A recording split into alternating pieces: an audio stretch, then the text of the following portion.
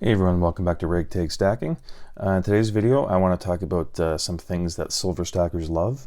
And this is following up the last video that I just did talking about things that silver stackers hate. And with that one, I had to say, these are going to be a list of some things, and you might not agree with all of them. Odds are you'll agree with at least one of I think it was 6 things that I brought up. With this one, it's probably going to be more universally people are going to accept the things and like the things. But I have to say, this isn't for everyone. There might be something that I list here that you absolutely hate for some reason.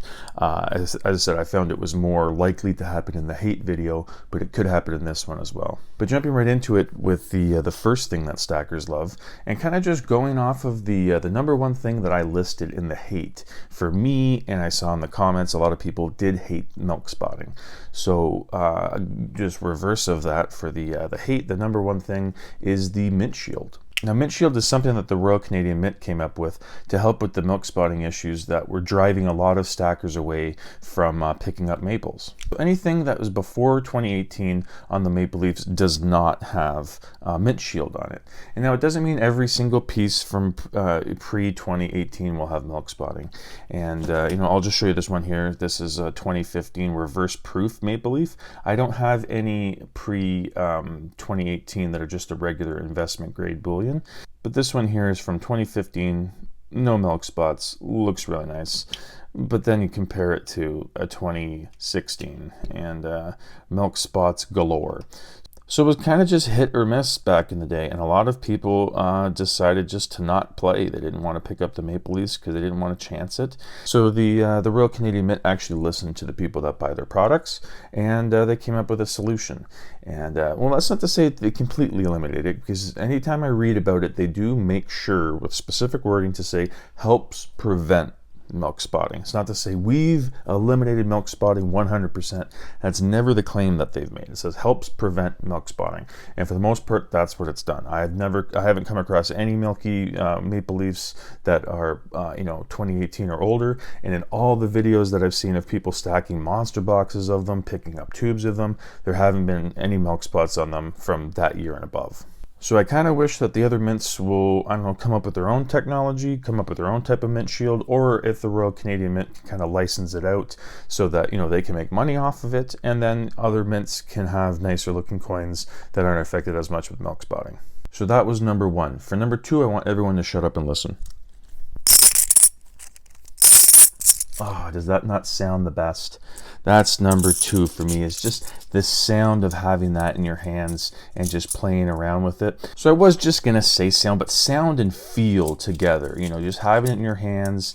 I talked about it in the last video with people, worried about gloves. For this circulated stuff, you don't have to worry about putting on gloves with it because, this has been in people's pockets back in the day.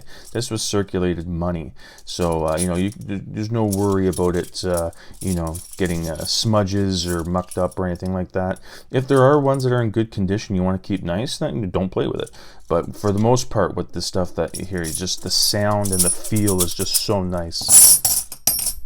And another sound I really like is the ping test. It's a way to authenticate that it's silver. When you ping it, it has like a long resonating ring instead of just a stop dead dull ping and it stops. This one with the real silver, when you ping it, it has a long lasting sound. And I'm actually going to do it closer to my mic so you can hear it. That's one of my favorite sounds, is pinging these coins together. And number three is coin series. I do find that a lot of stackers love when new coin series come out because it does kind of help to break up the some of the monotony you might find if every month you're just going to pick up a tube of eagles, or every month you're going to pick up a tube of maples. A lot of people go crazy about the different coin sets that are out, and it makes sense because these aren't exactly collector coins like the Queen's Beast. I have the Completers series here, but you can see all along the ridge there, those each of these, you can kind of see the lion, Griffin, the Greyhound, the Falcon, all of these, there's 10 of them, they had their own separate coin, and you could collect them. I think the 2 were released every year, and then the completer one shows it all. And, you know, I really wish that I was stacking when those were first released, because, you know, they're hard to come by now. But, you know, they're not a collector coin. They don't carry that numismatic value to it, but it's a collection of coins. So it's basically you're paying BU price for the Royal Canadian Mint's Creatures of the North. A lot of the time you can pick up one. I think this is the second coin, the Werewolf. The first coin was the Kraken. A lot of times you can pick up one of these. It's a 2-ounce coin. You can pick up one of these coins for less than 2 Maple Leafs. So it's in the same ballpark as just investment grade bullion.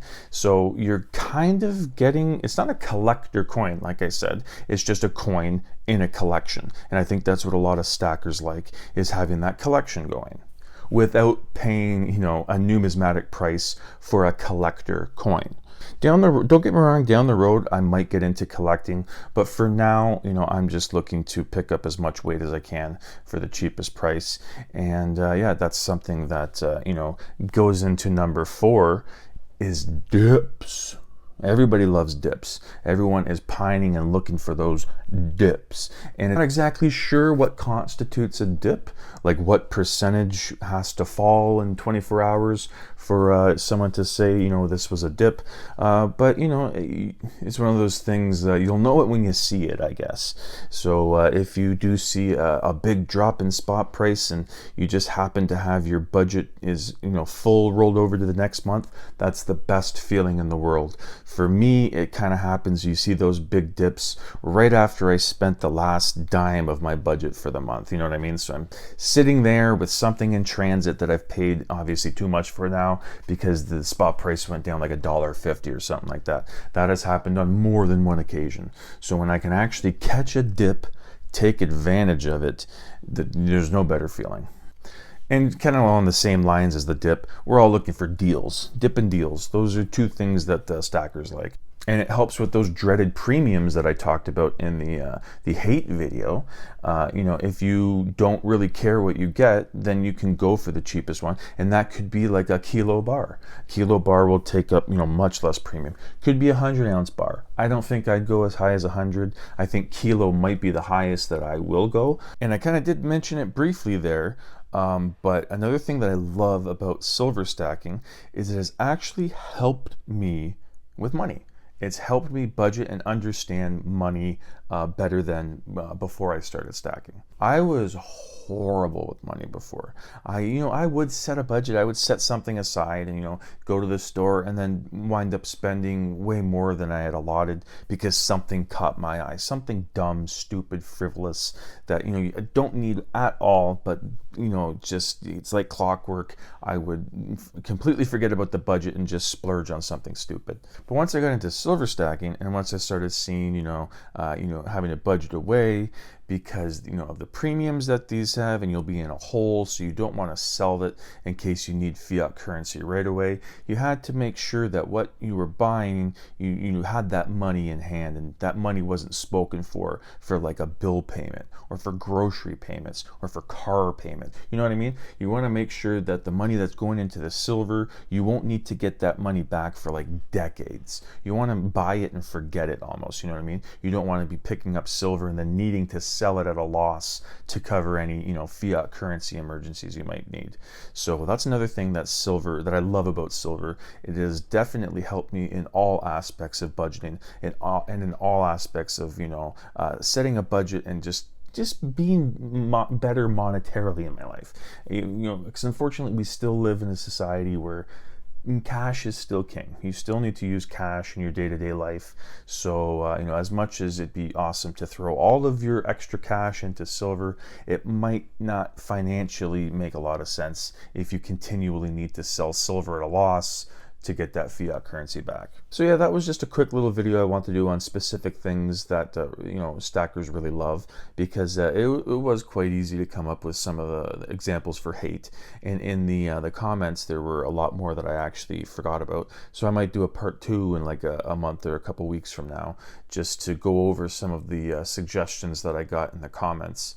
on the hate video, just because, you know, I could definitely come up with 5 or 6 more for another video just from the ones that I forgot and people mentioned in the comments. And that's, you know, could be the same for this one as well. You know, I'm sure I missed some things that people actually, you know, really, really love. But, you know, these ones, the ones that I touched on, you know, I think that most people would agree, which was Mint Shield, obviously, you know, helps to take care of those milk spotting issues that people despise.